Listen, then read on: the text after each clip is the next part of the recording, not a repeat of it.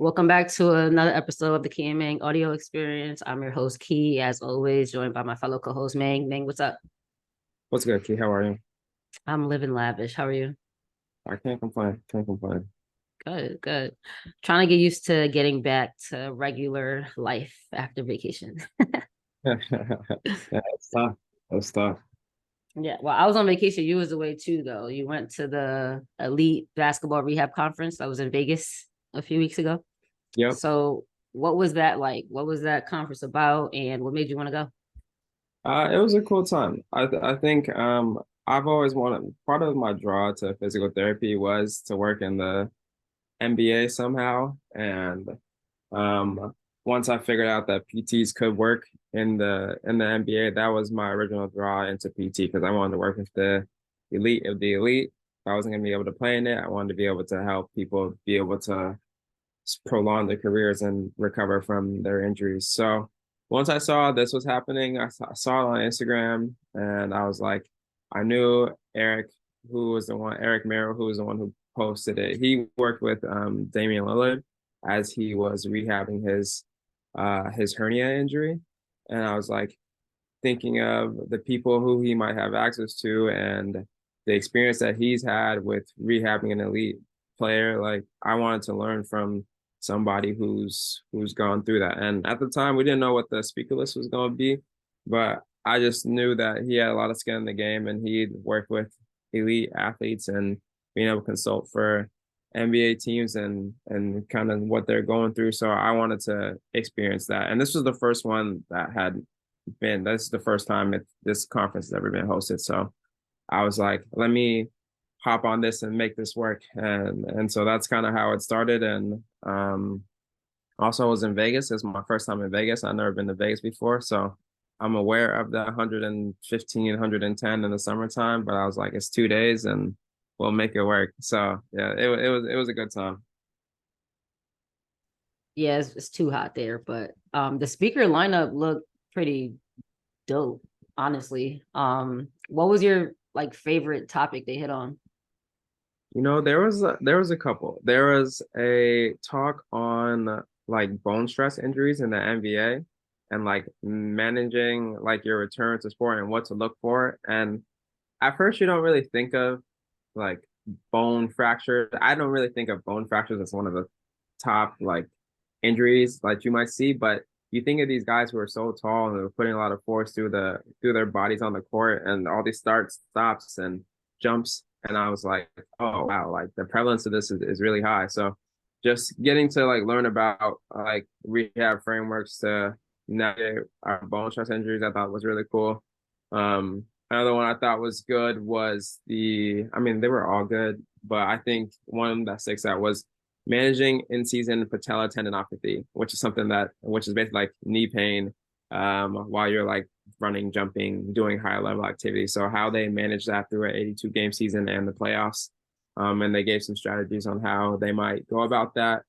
Um, there were a lot of different talks, a lot of different talks on how to work together with like PTs, the strength coaches, and how they are different roles in the NBA. Like if you're a PT for an NBA team versus a private practice, who gets NBA players? Like how is that communication different? How do those interactions change? What demands are you seeing? Like there are a lot of different cool perspectives that you don't really get to see when you're looking at it. And being able to hear from those guys and girls, in real time was really cool. And just there was another one, last one about their journey of getting to the NBA. So there were like four different speakers on their different paths that they took to get to the NBA. Some took fellowship, some did residency, some just right out of their last internship got a job in the league. So everyone had a different path and could kind of take it where they wanted to take it based on networking and relationships and understanding what you were trying to get to, understanding what you want and going from there. One question before we get into like networking. What's the difference between like being a private PT who gets NBA players or professional players and like your role as a PT on the NBA team? In terms of In terms of like just like the job, did they say? I would assume that like the NBA PT has more of like a day-to-day role in trying to like keep the players healthy, and then the private PT is probably working with them in the off season or something. I don't know. Exactly. Exactly. That's pretty much one of the takeaways that I got. It was like the NBA guys, they got to report their, they do all their assessments and stuff, and then they got to do post game, they got to do treatments and all that stuff. It's kind of more of a day-to-day thing, working with the AT team and the strength and conditioning team throughout, like on a day-to-day process, and updating the team, updating the coaches, updating the league on like injury reports and stuff throughout the day. And kind of like you said, during the off season, that's when some of these private places get their guys, and now it's working around schedules and vacations, and you never know when someone might have to make something change real quick because something came up. So yeah, that's kind of the main difference that I saw. It was kind of like one in season, one on a day to day, and then when it's the off season, the like strength and conditioning PT teams are more looking at like trying to communicate with the places that they're training with, to make sure that, not telling them what to do, but just giving them like a framework, like this is what we saw, this is what we would like to address. Now, however you get there is how you get there, but these are what things that we saw and we like to approach, and trying to make that a collaborative approach, because the players like who they like. And you just gotta, trust that, you're able to have a good relationship with the people that they're training with, so that you can ensure that they're on the court ready to go for the long haul. Yeah, that makes sense. So when you go to these conferences, especially now that the pandemic is over, a lot of these conferences are in person now. So how do you take advantage of the opportunity to network, especially when it's a field that you're really interested in? Yeah, I think it's just about trying to, one, put yourself out there, and just try and figure out more about the human side of people and what they are, because these people are people at the end of the day. They're really elite and invested into their work, but they're people at the end of the day. So just trying to get to know them as people first, I think, is the most important thing. And then as you start to talk more and get to know them more, then they start to ask about you, and you start to build a relationship that way. And then you can dive into, whatever their talk was about. If there's something you found interesting, but I think, or just something you need more clarity on. I think it's cool to have that opportunity or watch that develop, but I think it just comes with first being interested in the person that you're talking to, and trying to figure out more about them, and then, dive deeper into the minutia. Yeah, because people people love to talk about themselves. Yeah, So exactly. what would you say is something you learned from the conference and it's something that you can apply to your day to day as a physical therapist? I think I'll give you two things. One was like just being able to be resourceful with the tools that you have, and understanding that numbers are helpful, but it's not everything. So if you got, the force plates, or you got the dynamometers, you got all the tools in the world, but sometimes the numbers aren't everything. You really got to take into consideration what the person is feeling, how ready they feel, how confident they feel. Are there things that are bugging them? And getting that other side, because um, it, it's um, it, it's complicated. Like, you have all the access to, like, it was cool to see like they have all the access to all these numbers and graphics and stuff, but the how the person feels, and they know their body best, and you really can't discount that information. So trying to merge those two together, I think that was one of my biggest takeaways, is that you could test all you want and they could be ready, but physically, um they are mentally, they're not there yet. So being able to bridge those two, or bring those two closer together. And then just on the second part, just being able to, kind of what we just talked about with networking. It's really important, because some of these, like, listening to, there was a girl who got her like a setup with the Nuggets, like straight out of like PT school. It's her first job. No residency, no fellowship, graduated from PT school, and is working with the G League affiliate of the Nuggets, and then ends up towards the end of the year working with the Nuggets and being a part of that championship run. So It's really just about networking, building good relationships, trying not to burn any bridges, and being, confident in yourself and your abilities because, you have the qualifications, but now it's just more about who you are and who you know and who knows you. Like I think you like to say a lot. It's not about who Mhm. you know, it's about who knows you and who's talking about you in those rooms. Yeah, and back to your first point with like players know their body like and how they're feeling better than anybody else. Did they talk about like the pressure of players being injured and wanting to get back to sport really quickly and like how they combat that, how they deal with that? Say that one more time.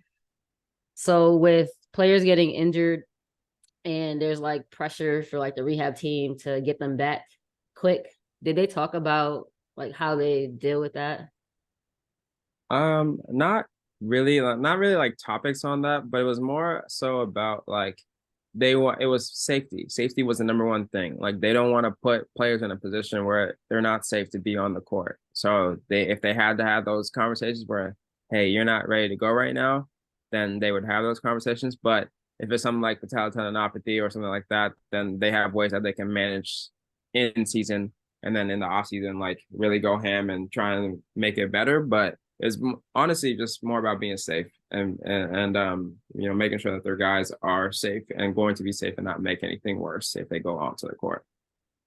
Yeah, I could understand that. I would always wonder, like, when you see, for example, like Kevin Durant get hurt and he's like, did he return too fast? And then like somebody getting fired and losing their job because of that. I just think like this is just a high pressure job when you're in situations with so many factors, like people being elite athletes wanting to get back, then you have money involved, then you have fans that want to see them play. It just seems like it's so hectic.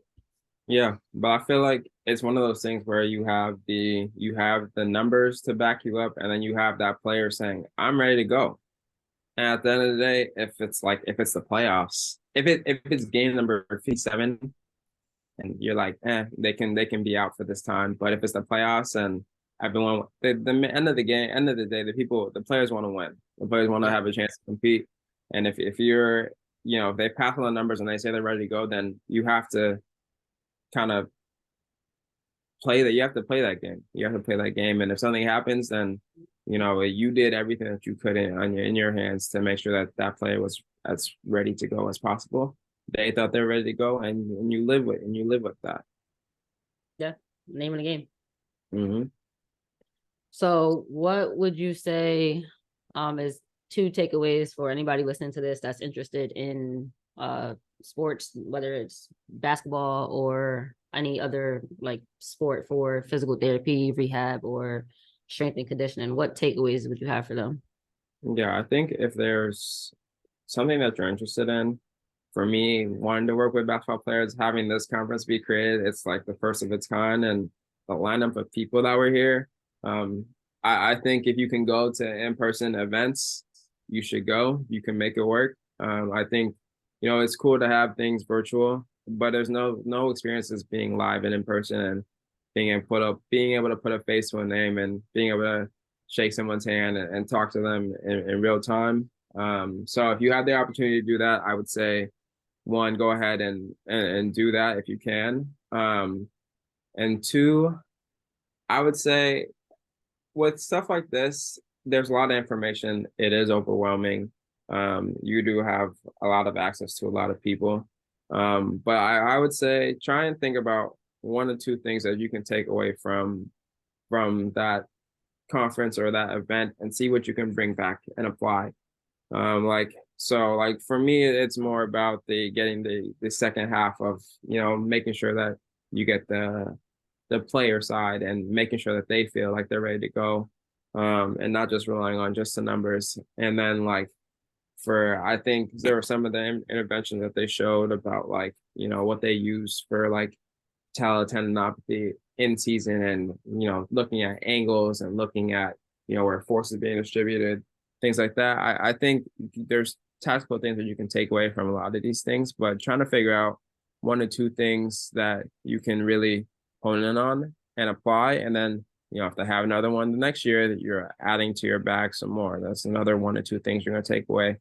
And over time, you're gonna start building up your repertoire, building up your bag to be able to handle a lot of different situations, and it's just a continuous growth opportunity. So I wouldn't say try and take everything all at once, but take away the 1 to 2, 3 main things that you know that you can apply immediately, and then when the next time comes around, you work on those, and the next time you start adding slowly to your bag. Yep, I agree. So you heard him. We'll put the Elite Basketball Rehab Conference Instagram in the show notes as well as Eric Mera, so you guys can keep up with his stuff. And hopefully, if you guys are interested, attend the conference when you have another one. But for now, that's all we got for you.